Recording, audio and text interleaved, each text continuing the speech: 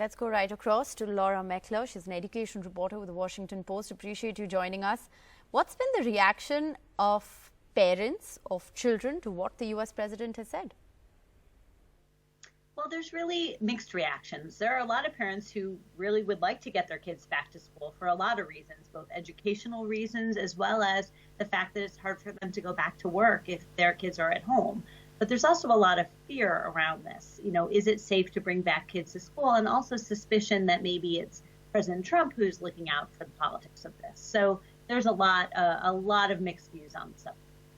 Right, and this has become a bit of a political issue as well. Of course, you know, the question of opening schools, of conducting exams has dominated the headlines here in India as well.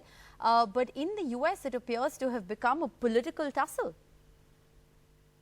It really is. And that's because there's suspicion that maybe President Trump is not looking out at for this issue purely for the good of kids, but also for his own good, in the sense that it's very important to him that Americans believe that we're on the upswing, that we've recovered from the coronavirus, that the worst is behind us. And of course, they can't feel that way if in the months leading up to the November election, their kids are still at home. So from his point of view, the public perceptions around this are very important. Now, there are substantive reasons to get kids back to school, to be sure. It's much better for kids, both academically and also for their own social, emotional well-being, that they be in classrooms. So there are good reasons to want kids back to school. The question is, what's the safest way to do it? Well, absolutely. There are arguments, for both sides. But at the moment, when the U.S., of course, continues to be the worst affected country in the world, and you're, of course, there, you're dealing with it firsthand, is there a general sense of insecurity?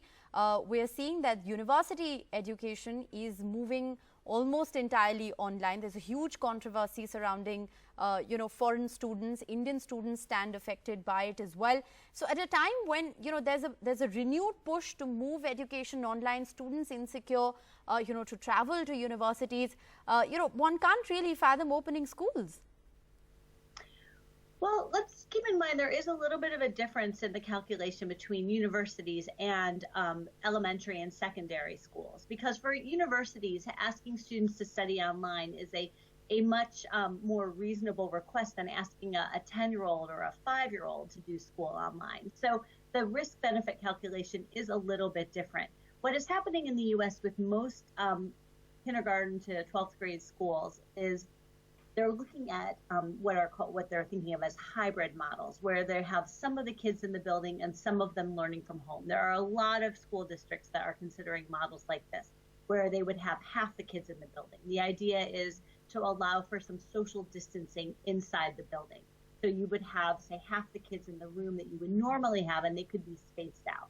Now, whether that is a good idea or not, it could be debated, but that is what a lot of districts are coming around to.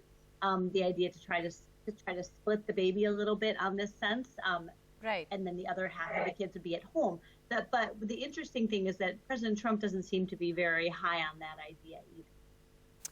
All right, appreciate you joining us with an update. Very interesting to always know, what are the strategies on common issues, because I think the question of when to open schools, how to open schools, whether to conduct exams is not country specific. I think all over the world, every country is dealing with it and dealing with it quite differently, as we can see. Appreciate you joining us on the broadcast this evening.